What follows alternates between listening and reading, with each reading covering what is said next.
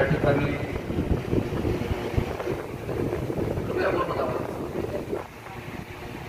आपल्याला खूप शॉर्ट नोटीसवर म्हणजे ज्या दिवशी प्रशिक्षण होतं त्या प्रशिक्षणाच्या दिवशी आपण सांगितलं होतं की 10 तारखेला आपलं सकाळी 10 वाजता प्रशिक्षण आहे.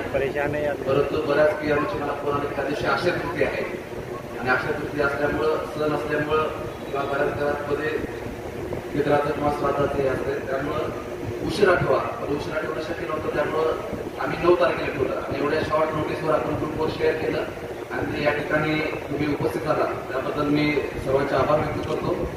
या ठिकाणी अजूनही बऱ्याच शंका लोकांच्या मनात आहे.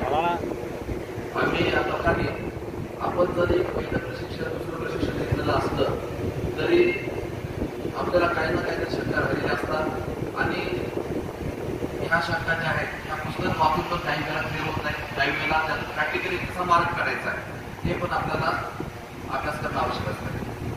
तर